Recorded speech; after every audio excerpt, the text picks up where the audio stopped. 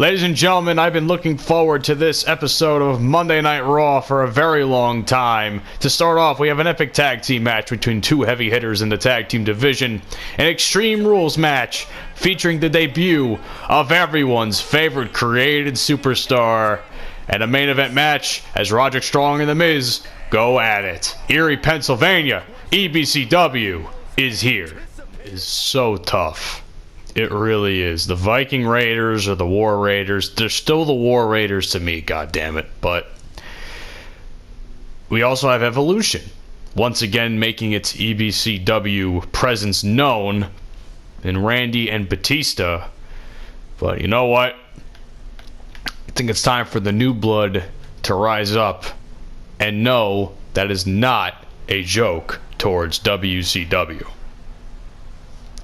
Either way, ladies and gentlemen, it's going to be a fantastic match. And hold on a second, did they fix something? I just realized that Randy Orton's movie is playing on the Titantron. Did they finally get rid of that bullshit with, having the name show up on there? Like, just having, like, the stupid graphic name? I really hope they fixed that. That was... When I had this last year, when I had the, the Attitude Era Arena, goddamn, is that all black back there? Holy shit. This game's too fucking dark, dude. I mentioned it a couple episodes during main event last week, but this game's just too fucking dark. As I was saying, yeah, I never realized that. I guess they fixed that finally. I couldn't stand that shit where where some of the wrestlers who had movies, their movies would not show up. It's dumb. In my opinion, it's dumb. I don't know what you guys think. That was a pet peeve of mine from 2K19. Even though I love 2K19, I highly enjoyed it. That was a very poor choice for 2K to make, or Ukes, whoever was in charge of that. Either way, Randy Orton, master of the RKO, probably one of the greatest meme lords, the history of meme lords, with the RKO out of nowhere. I mean, shit, people still make the voice sounds for shit like that, if you can believe it. It's quite entertaining still, even after all these years. Hell, that shit was around when I was a senior in high school, or was it a junior or a senior? I think I was a senior in high school. That shit was around, and that was the funniest thing to me. It still is. I don't care. And now, ladies and gentlemen, here is the Animal, Batista. I gotta be honest with you. Isn't it the strangest thing? I know. Is it the strangest thing that when Batista, when he had his match with Triple H, it was, if Triple H loses, his career is over. I was actually convinced that Triple H was going to lose that match. However, isn't it funny that after the match was over and Batista lost, Batista actually retired the night of, or the couple hours after WrestleMania was over. It's just like, oh, thank you for everyone, blah, blah, blah. And I was saying to myself, and he was saying his thank yous and shit, and I was like, wow. It's crazy to think that if Triple H would have lost, his quote-unquote in-ring career was over. Meanwhile, Batista lost, and it wasn't even a stipulation, and he retired anyway. It's a damn shame, man. I love Batista. When he came back, I was the happiest dude ever. I love Batista. They fucking did him dirty in 2014. They really did. Bummed me the fuck out the way he was booked. Either way, it is what it is. But it also allowed for one of the greatest storylines in wrestling history to take place with the Yes Movement and Daniel Bryan and whatnot.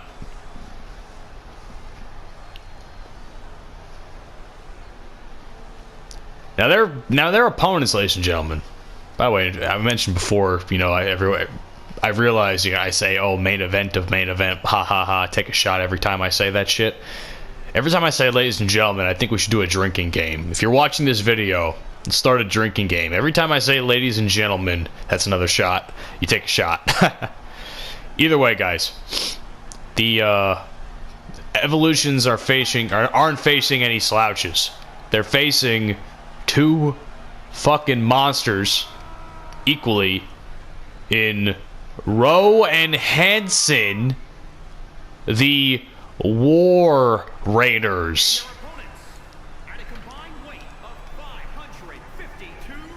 I saw these guys live in a couple months ago at a WWE live event, and I was recording a video of them like doing their shtick and all that, and for the entrance, and in my video you can hear me yell out, "They're still the War Raiders to me, god damn it."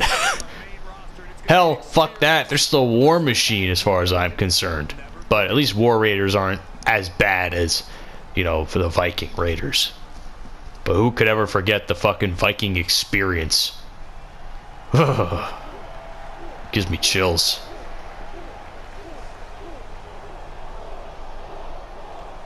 Guess they're still doing the war chant though with the crowd, which makes me happy. Is it me or like the fucking why don't they have both people out of the ring during an entrance? Like fucking Batista's just standing there as Rowe is currently glitching into him. It's such a weird bug. It really is. Anyway, who the fuck is this? Ivar, aka Hanson. His name is Hanson. God damn it! I don't give a shit what anybody says. When I title his video, it'll still be the Viking Raiders because, you know, it's not an awful name. It's not great, but it's not as bad as the Viking experience. But I refuse to call these two guys Eric and Ivar.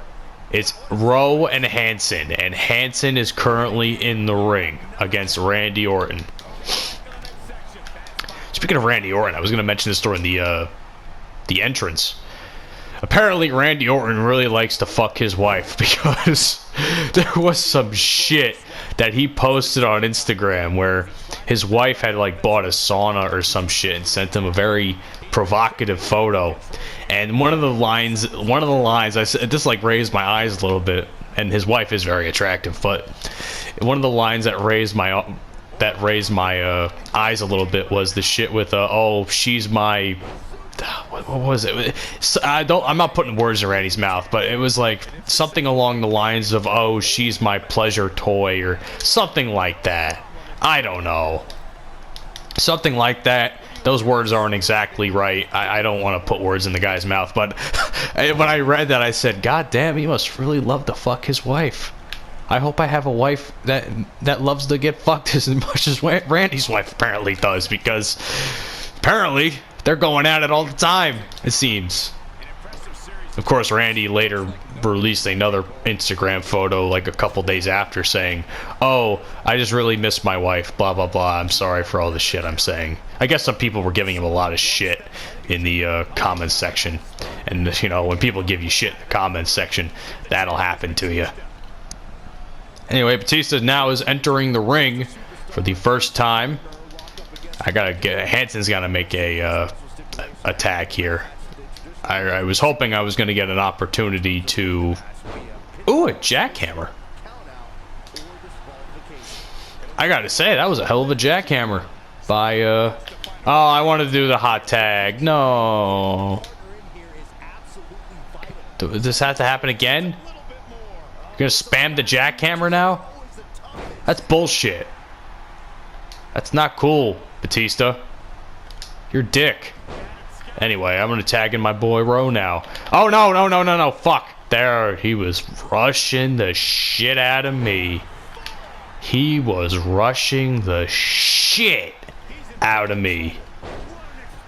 He did not want me to make that tag. That was as urgent as I've ever seen a computer work. That's the most urgency I've ever seen in a fucking tag team match from anybody. Holy crap. I am very impressed. Incredibly impressed as a suplex to Batista for his troubles. Apparently Batista's single now. I guess he had a girlfriend or some shit. I don't know. I read Twitter. I just you ever spend time in the wasteland that is twitter.com and just happen to see shit and it's like, huh.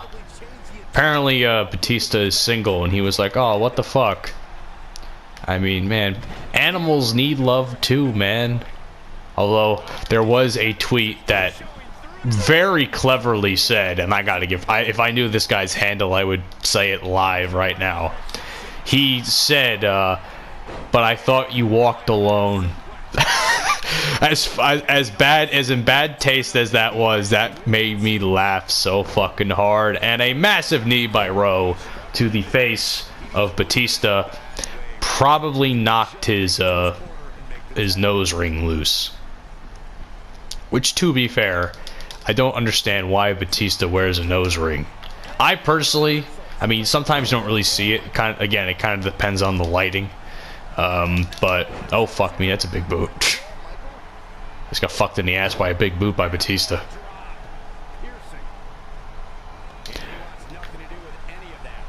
Gotta get the fuck out of there. Goddamn, he is showing some mad urgency to fucking beat my ass. He literally slid under the ring. I didn't know that was a fucking animation you can do. I would have chose that for Matt Awesome. Speaking of that, Matt Awesome's coming up after this match. The debut of the one and only greatest created wrestler to ever be in a wrestling game. A literal god amongst men. A true fucking alpha male.